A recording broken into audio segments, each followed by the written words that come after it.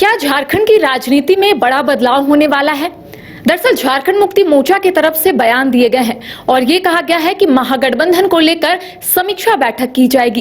हालांकि इस बीच महागठबंधन के सहयोगी कांग्रेस की तरफ से ये कहा जा रहा है कि राजद और झारखंड मुक्ति मोर्चा के बीच समन्वय नहीं बैठ पाया है, जिस वजह से झारखंड मुक्ति मोर्चा समीक्षा बैठक करेगा और इसमें कांग्रेस की कोई भूमिका नहीं है। आज इसी को लेकर हम चर्चा करेंगे। हमारे साथ हमारे वरिष्ठ सहयोगी मदन भी मौजूद है। मदन से बातचीत करते हैं कि मदन, झारखंड मुक्ति मोर्चा की तरफ से यह कहा जा रहा है कि महागठबंधन को लेकर एक समीक्षा बैठक की जाएगी, लेकिन कांग्रेस की तरफ से यह बयान दिया गया है कि राजद और झारखंड मुक्ति मोर्चा के बीच समन्वय नहीं बैठ पाया है, कांग्रेस की भूमिका इसमें नहीं है। तो क्या आने वाले समय में बड़ा बदलाव हो सकता है? देखिए, सियासत में हर वक्त जो एक तरह से बयान होता है ना, वो अपने हिसाब से दिए जाते हैं। राजनीतिक नेताओं से अगर आप बातचीत करेंगे तो वो अपने हिसाब की बातें आप तक रख देंगे, लेकिन मूल रूप से अगर देखें तो जब गठबंधन में कई राजनीतिक दल होते हैं तो सबकी जिम्मेदारी होती है गठबंधन धर्म का निर्वहन करना। ऐसे में अगर बिहार में भी देखें और झारखंड में भी देखें तो ये मूल तीन पार्टियां जो है मूल रूप से हैं, कांग्रेस, आरजेडी और जेएमएम। वहीं अगर आप बिहार की बात करें तो वहाँ पर कांग्रेस और आरजेडी बड़े पार्टी के तौर पर शामिल थे। जेएमएम को भी शामिल करने की बातचीत की जा रही थी।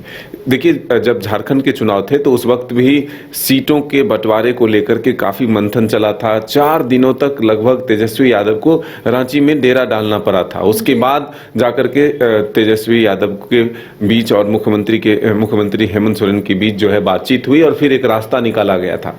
उसी वक्त की बात सामने आ रही है कि ये कहा गया था कि बिहार में भी जेएमएम को भी इस गठबंधन में शामिल किया जाएगा और बिहार में भी जेएमएम को कुछ सीटें दी जाएगी। तो जब आरजेडी और कांग्रेस यहाँ के गठबंधन के तौर पर जब भाई के तौर पर हैं, तो बिहार में भी दोनों दलों की भूमिका होनी चाहिए कि जेएमएम को भी वहाँ पर सीट दिलाई जाए। अब ये पाला एक तरह से झाड़ने वाली बात हो गई कि भाई कांग्रेस को इससे कोई लेना देना नहीं है, आरजेडी से बातचीत थी, आरजेडी से अच्छा रिलेशन था, ये अलग बातें हैं। लेकिन क्या कांग्रेस ने पहल किया? ये बड़ा सवाल ये है कि कांग्रेस ने वहां पर जेएमएम को सीट दिलाने के लिए क्या पहल किया। इसीलिए अब देखिए कि ये बातें निकलकर सामने आ रही है कि जेएमएम के नेता कह रहे हैं कि अगर गठबंधन की समीक्षा होगी तो मूल रूप से पूरे तौर पर होगी।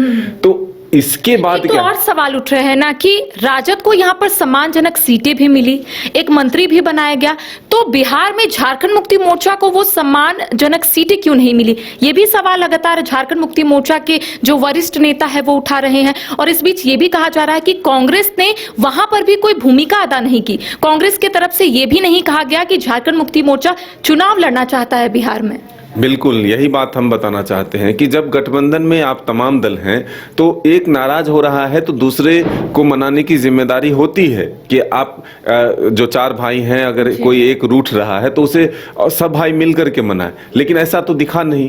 कांग्रेस अपने आप को किनारा करता दिखा और आरजेडी और जेएमएम के बीच जो है बातचीत के लिए छोड़ दिया गया। तो ये कहीं ना कहीं बड़ा सवाल बनकर आया सामने और तभी से ये बातें निकल कर आई कि भाई जेएमएम के कोटे से जो मंत्री हैं सुदीप सोनू जी, उन्होंने ये बातें रखी थी कि एक तरह से हमारे कार्यकर्ताओं का अपमान हुआ, हमारे नेताओं का अपमान हुआ कि भाई आप गठबंधन में हमें शामिल नहीं किए, एक सम्मानजनक सीट के लिए बातचीत तक नहीं किए, अपने मन से जो हुआ तय कर लिए।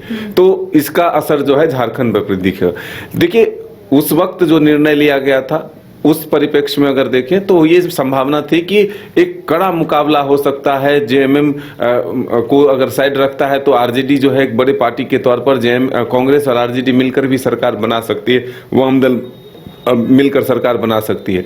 लेकिन अब जो परिणाम सामने है, ऐसे में एनडीए गठबंधन को पूर्ण बहुमत से भी अधिक जो अप्रत्याशित जीत मिली है, इसके बाद जरूर कहीं ना कहीं कुछ उलटफेर के संकेत जो है वो कहा जा रहा था मदन कि झारखंड में आने वाले समय में ऐसा भी हो सकता है कि जेएमएम का गठबंधन जो है वो बीजेपी के साथ हो जाए। लेकिन कल जेएमएम के वरिष्ठ नेता ने ये कह दिया है कि जेएमएम का गठबंधन जो है बीजेपी के साथ कतई नहीं होगा। उन्होंने खारिज किया, इन तमाम अटकलों को लेकर उन्होंने चुप्पी तोड़ी और उनका कहना है कि जिन पार्टी ने मुख्यमंत्री हेमंत सोरेन को जेल भेजा उस पार्टी से साठगांठ झारखंड मुक्ति मोर्चा नहीं करेगा। तो इसके क्या मायने हैं?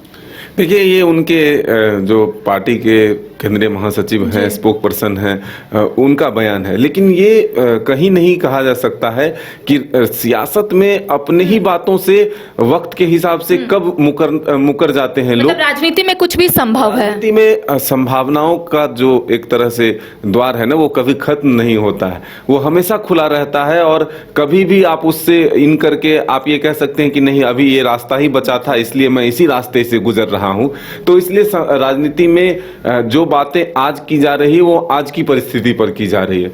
कल कैसी परिस्थिति बनेगी, और इसलिए कहा जाता है कि सब कुछ संभव है, कोई ऐसा बात नहीं है जो असंभव हो राजनीति में। जो नामुमकिन को भी मुमकिन किया जाता है वो राजनीति में ही संभव है। तो देखिए, राजनीति में सब कुछ संभव है। और अब ये जरूर कह सकते हैं कि झारखंड की सियासी सरगर्मी तेज हो गई है जब से झारखंड मुक्ति मोर्चा की तरफ से बयान दिए गए हैं और ये कहा गया है कि महागठबंधन को लेकर एक समीक्षा बैठक रखी जाएगी। लेकिन कांग्रेस की तरफ से ये कहा जा रहा है कि राजद और झारखंड मुक्ति मोर्चा के बीच की बात है, इसमें कांग्रेस कहीं नहीं है। अब देखने वाली बात होगी कि जब समीक्षा बैठक रखी जाएगी तब किस किन मुद्दों को लेकर चर्चाएं होंगी और आखिर क्या कुछ दिशा निर्देश दिए जाएंगे, ये देखना काफी अहम होगा। फिलहाल हमें दे इजाजत, नमस्कार। अरे कहाँ चले सुबह सुबह? अरे चिंटू इंजीनियर, घर बन रहा है ना, टीएमटी रिबार लेना है। कौन सा? कोई भी सस्ता वाला। और नया फोन? हाँ। ये कैसे लिया? ये स्टोरेज, कैमरा, डिस्प्ले सब चेक करके लिया है। अच्छा, तो फोन के लिए इतना रिसर्च और घर के लिए? मतलब टाटा स्टील आशियाना पे रिसर्च करोगे तभी पता चलेगा कि टाटा टिस्कॉन 550 SD में है बेहतर ताकत और लचक, जो आपके घर को दे सुरक्षा के साथ सेविंग्स भी। क्या हुआ? पहले रिसर्च करनी है ना। टाटा टिस्कॉन 550 SD, समझदार बने, बेहतर चुने।